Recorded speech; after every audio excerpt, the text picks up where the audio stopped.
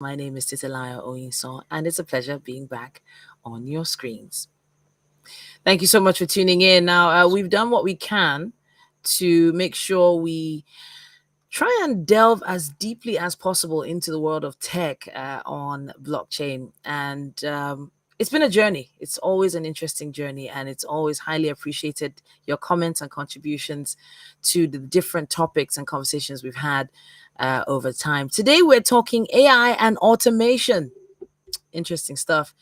Artificial intelligence is indeed revolutionizing industries across the globe. Today, we're going to be discussing the potential impact of AI on the job market and the future of work.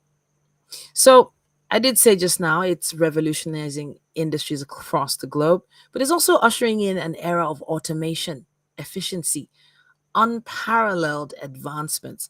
But what does this mean for the job market and the workforce of tomorrow? Joining us today is an esteemed expert on the subject, Dr. Onifade Oladiran. Now, he is a friend of the house, but he's our guide also through the complexities of AI's potential impact on the job market and the future of work. He's also a medical doctor with over 15 years of experience in the healthcare sector, but is, however, also passionate about blockchain technology, crypto, and he mentors and teaches people on how to leverage on these innovations for personal and professional growth. He has a group of over 500 students who have learned from his courses and workshops on crypto trading, investing, and mining. It's great to have you with us, Dr. Diran.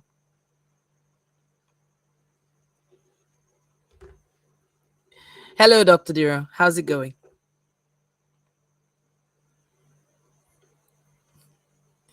All right, Dr. D, I think you might be muted at your end. Let's see. Dr. Diran, can you hear us? Are you muted?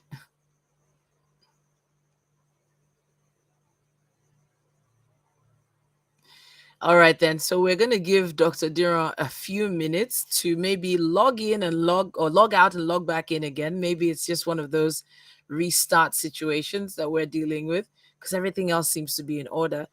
Dr. Diran, one more time. Can you hear me? Yes, I can hear you loud and clear. Can you hear me? Yes, I can. I can. How's it Yeah. going? Yeah, I'm fine. And you? How are you doing? I'm fine. I'm good. Now, Dr. Diran is also the CEO of Dolphin Regal AI. And on this episode of the Blockchain Mastery Podcast, we are going into this most transformative technology that's shaping our world, this issue of AI and automation. All right. So, Dr. D, it's very simple. You know, everyone is trying to understand more about AI. When you're starting your classes, how do you begin this conversation? How do you explain what AI actually is and its impact? Talk to us. Okay, yes. Most times when people ask me this question, that how do we explain AI? I basically just say AI is an infrastructure. Uh, Most people experience when it comes to infrastructure. We all know what infrastructure is, but the definition might be different. AI is basically when we use machine and softwares to do or replicate what human being can do in a faster way, better way, and even in a way woman cannot do. So that is basically what AI is. And AI has been with us for a while, from the moment we've been watching Netflix, from the way YouTube can actually let us know what we are interested in watching, from the way advert is being streamlined to us to know what exactly we want from all that. So AI has been with us. Technology is what people's mind, and that's when the explosion when ChatGPT was launched some few months ago. So AI means to provide all the things. So I close. You can't just use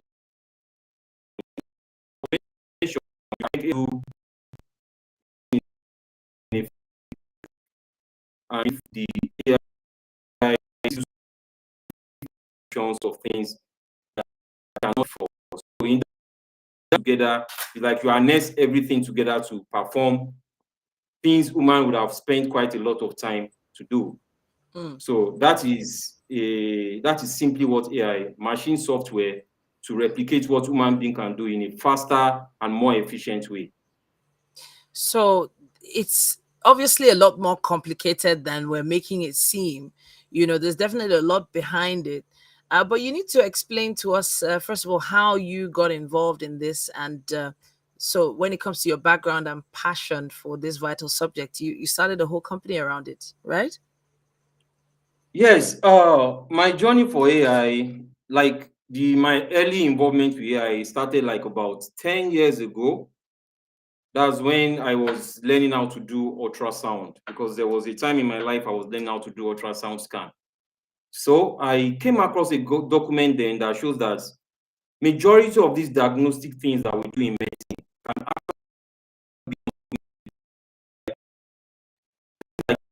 actually Microsoft way back. I've done much interest in learning what AI is until about 2 years ago, when I came to when I saw a document that shows that AI is now actually reporting X-rays, that doctors don't just have to look at X-rays, that radiologists don't have to just look at X-rays alone again, that AI can actually automate all those processes for us. So I became curious that what is happening in this AI. At a time during COVID-19, because COVID-19 is a disruption that has done quite a lot for us, both negative and positive. And if we think we have seen any disruption with COVID-19, what AI is going to do is really, really very different. What do I mean? With COVID-19, the disruption came back to normalcy after a while. That means we are all locked up at home, we started to use Zoom and all that. Then later, everything is normal. But with kind of disruption we are going to see with AI, it is not going to stop. It's going to keep moving faster and faster, and it's going to keep evolving the way it's going to. The evolution is going to be so fast. So I became very interested about 2 years ago, and I started learning a little bit what machine learning is, what is data science, what is neural networks. So I became so curious, and it was so interesting to me knowing that you can actually become who you want to be, even if you don't have the technical know-how using artificial intelligence. What do I mean by that?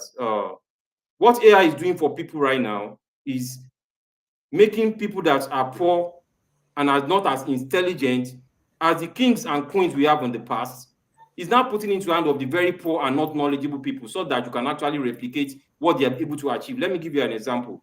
The richest man in the world, as at then, had access to information, can probably think more than most people, has the ability to have critical thinking that an average person does not have. So now you have a business idea, but you just don't know how to go about it. Now with AI, you don't need to. AI is just going to guide you, and it's going to tell you step one to the last step for you to actually actualize this dream. So that got me very curious. That is what brought me into AI, that this is going to be a very big deal for the society. Mm, mm. It is indeed, one of those areas that people are still not so clear on. And I think even if AI continues to learn, so who are we as humans to not continue learning? You decided to take that step, you decided to, jump in. But now, what are the benefits? What are the true benefits on having, gone this far to take advantage of these opportunities when it comes to using AI. Now, let's talk about your workplace. You are in the medical profession mostly. How have you seen that what you decided to delve into is helping that space? I like this question because the most disruptive field in AI is going to be in the region of medicine and education. And why is this so? Because these two fields have a lot of data, and AI is basically data. What AI feed on is basically data. So when you have a lot of data to work with, that means going to make your machine to be very, very effective. So in the medical space, there are quite a lot of things that AI can do. We are not adopting it yet because Most people don't understand it. Most companies don't understand it. For example, let me tell you how AI can come into medicine. Let's look at diagnosis. In diagnosis, AI can actually help medical doctors to diagnose. We call it a co-pilot. In the past, the early AIs are actually on autopilot, but now they are co-pilots. They work with humans to make sure that whatever they want to do is more efficient and is quicker. So you can actually use AI to make a lot of diagnoses. Let me give you an example of one of the founders of AI, the Stability AI, for example, a man we call Imad Mustak. Imad Mustak is the founder, is the CEO of Stability AI, the Stable Diffusion. If we have time, we are going to get into that.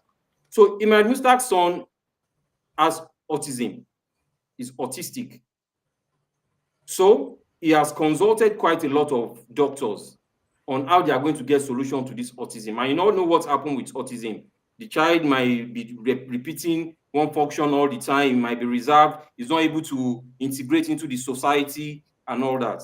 So after consulting with doctors and all that, and they just give them drugs, multivitamins, and all that. So he look at what can I do as a father to help my son, because I'm actively involved in AI. So what did he do? He started collecting data on everything he can get on AI, on autism. He started making research about how the brain works. He now discovered that there are two hormones in the chemicals in the brain that are responsible for autism. That is glutamate and GABA. So GABA and glutamate. So he noticed that there is an imbalance between GABA and glutamate that can make the child either be hyper excitable or hypo excited. So he got quite a lot of data on how do we now use neural networks to now retrain this child on how to get this information. How do we improve the drug and the medication my son is going to be taking? He made quite a lot of research, put it into data, put it into machine learning, and came out with the dosage of drugs that this child is going to use. He used what we call the latent phase of learning to teach this child how to actually receive information, how to process it. For example, you might see a cup. Cup can mean so many things. Cup can be what cup? It can be your hand is cusped. It can be so many things. So, but because he now used this whole thing to retrain how this child is going to assimilate, is going to process information, is going to increase the cognitive function, the child is better now. He used it to adjust the dosage of the drug that the child is going to use. So now this child integrates into normal school, like in the normal individual that doesn't have autism. That's one of the ways that is being used in medicine. Another one is in chat box. If you go to hospitals today, for example, in my own hospital, almost everything is beginning to be automated. Like you can actually use what we call the EMR, electronic medical record, to record, to consult, to write notes and all that. So what now happens? You find out that most doctors, when they are consulting you, now they are typing, they are putting everything on the system because they want to write down your complaint, your history, and all those things. What is happening? They are not really focused on the patient because they still have to type, they still have to document. They are being distracted from the primary focus on the patient. With AI, this is what's going to happen. AI system is now going to come as a co-pilot that's going to work with you. Face your patient, examine your patient, I do the documentation for you. The AI listen to you. The It AI can see what you are doing. listens and hears. It hears and sees and records Exactly. everything. And, Okay. and records everything and does those documentation for you. Not only that, when your patient gets home, he can actually ask you questions if you are not there, if you have been able to train your AI or the chat box to answer those questions for you. So when hospital become congested and all that, not every patient have to come to the hospital. There could have been an AI that would have been trained on all this data, what you have to do, what are these cases, what that's going to answer questions for you using the customer service part of medicine. So that's another way. So medicine is going to change completely with AI. But a lot of people are so scared that, okay, is it going to take doctor's job? Are we going to now have a doctor GPT So or that was something? my No, next, that's not. that was our next direction. That was my next question. Because Okay. it's called a job market for a reason. You know, there invariably so many different options for people to choose from, and they find their lane and they supposedly stick to it. But if it's now essentially robots or computers or AI taking that position.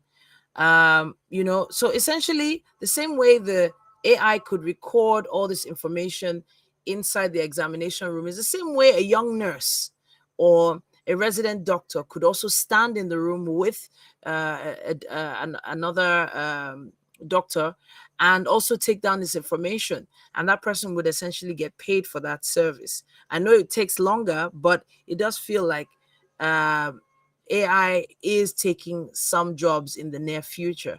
But how do you address this? And what do you think about it? Okay, so the World Economic Forum came up with a data that shows that by 2025, which is not far from now, there's going to be at least up to 85 million job loss because of AI. So truthfully, there will be job loss, but not just that, about 97 million jobs will be created from the same AI. So it's now left for the individual that which part of this do you want to be? Do you want to be part of those that are losing job, or you want to be part of those that are getting job? So there are going to be some jobs that are going to be lost, and there are going to be some jobs that are going to be created. So it now depends on the adjustments that we are going to make to this individually. When I ask a lot of people that, are you conversant with AI? They'll say, yes, I know AI. I can take pictures with it. You can give me a beautiful picture of myself. I know ChatGPT. You can answer questions for me and all that. But that is not AI. Those are just the fun way of using AI. People now need to start learning how to use AI appropriately. You need to learn how to put AI into everything you do. I see in the near future, because every industry is going to be disrupted by AI. Every industry, not just one or two, everywhere. And the right thing we need to do right now is to start reskilling, upskilling. And I'm going to get to that later of how we are going to make this adjustment. The example you gave, that a young doctor or a nurse could actually be documenting all those things for you. If the doctor or the nurse is documenting all these things for you, he's not actually observing you doing what you are doing. He's not looking at the senior doctor or the consultant that this is the way you are examining this patient. This is where you are checking. That is what he's supposed to do to make a very fine doctor. But because he's more concentrated on what has my consultant said, he's writing and all that, he becomes distracted. For some set of doctors, they don't have a problem multitasking this thing. They can write and be observing. But learning has to be individualized. And that is part of the thing AI is going to do for us. So because you can now take the burden of documentation away from this person, you now focus on learning the proper skill that the doctor should learn, not a copywriter. So those are the kind of thing that is going to do. So it's going to take away some job, but it's not left for us what we have to do. Of course, you have to upskill, you have to reskill. There must be policies that is going to enable us to learn AI. Companies need to start making adjustments. Every company now has to start thinking of having an HR department. Journalism is going to be affected. Bloggers is going to be affected. Mm. So there's an algorithm we created at a point where we look at these things, how it's going to affect different type of job, from the white collar job to the blue collar job to the medium. So all of them have the degree of the degree is going to be affected. In the early days of technology, when the early AI were created and robots, everybody was relaxed because they feel that robots are just going to take away these people that do hard work. I don't need to carry something. Robots can do all those things. But that is different right now. Even the best managers, the skilled people and all that is going to take it away from them. Because what you can now do is that robots can now have cognitive thinking, and they can now think so fast than human beings. They can now think like the best of managers. They can be business analysts. There's an auto copilot that Microsoft introduced that can do almost everything for you. Everything that you need to do. All you just need to do is just prompt it. That's one of the things. So even in the movie industry too, a lot of things is happening in the movie industry because of stable diffusion. The same thing with when we look at music industry. There's this AI that was created that is called Iva AI. It can make music for you.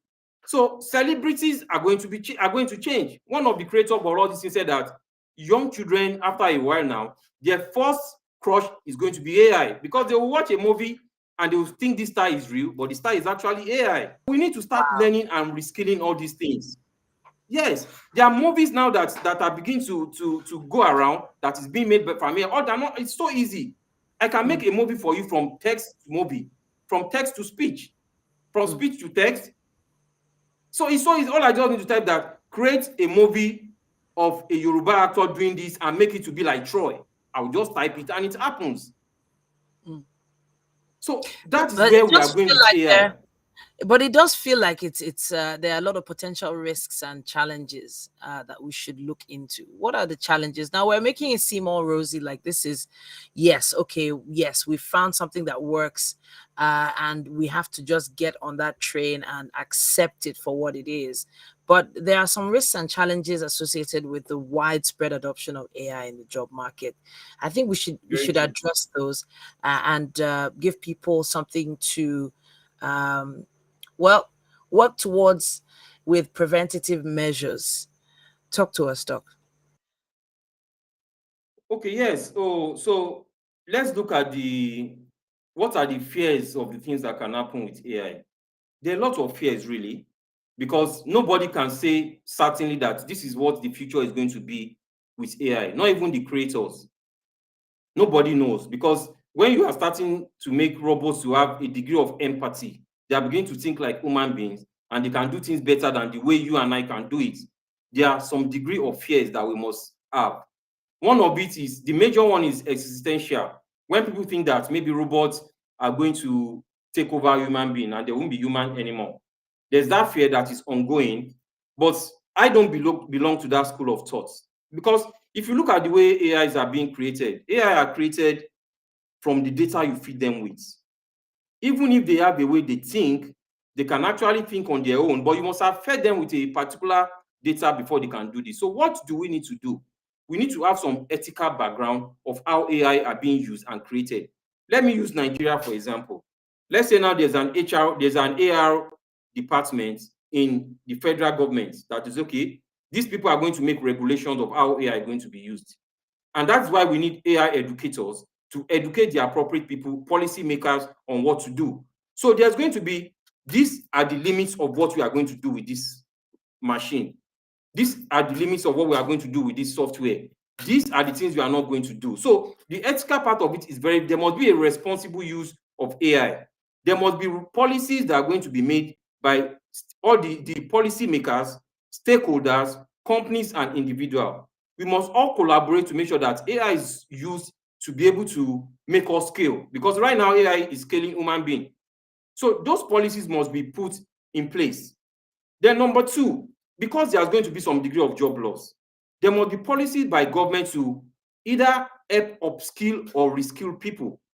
Some people that, because AI is going to take some job from them, you have to upskill them. There must be government trainings and grants that's going to enable people to learn all these things that's going to happen with AI. Okay, this is what we are going to do. Employers must be able to have in their company a trainer or an AI educator that's going to educate the employees on what they can do with AI. Let me give you an example. For example, let's look at ChatGPT. With ChatGPT, there's a GPT 3.5 that is free for everybody. GPT 3.5, there's a limit to what you can do. Do the paid one, where you can use GPT 4, 5, and all that. Which are these? Let's actually do this for all the, because they can make their work to be really, really. But in doing that, there are limits. Those are when they are supposed to work in as working. There must be caution to how they are. There must be caution to give your AI, because everything is about the prompt. For example, you can prompt the better way, different. So there must be courses, there must be training, there must be grants, there must be money available for people that are losing job. All those things have to be put in place when AI is here, and it is not far. All these things I'm telling you, in the next 1-2 years, is going to be here. It's going to be here. So, I wish there was more time, because we still have so many questions yet to be answered. But this is not a conversation for one day. But Dr. D.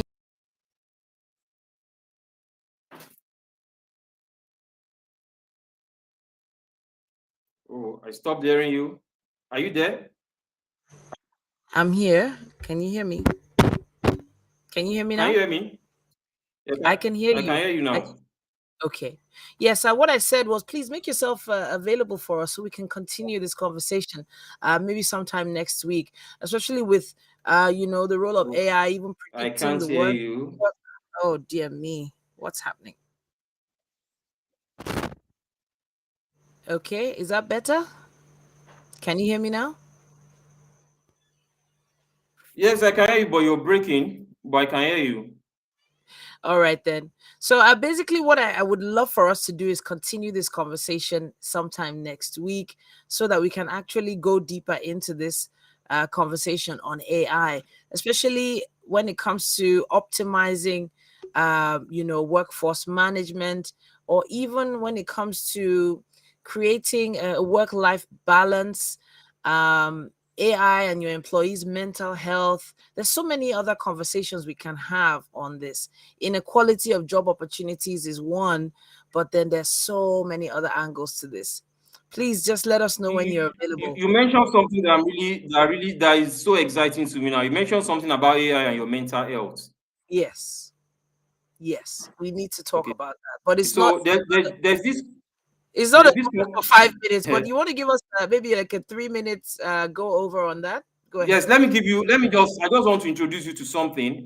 There's this company my company is working with right now. It's called Murphy's Couch. Are you with me? So there's this company we are working with now. It's called Murphy's Couch. So what Murphy's Couch is that they are addressing how AI can be used to help people with their mental health. So what they are doing right now is that you can actually just have a partner of yours that is a robot.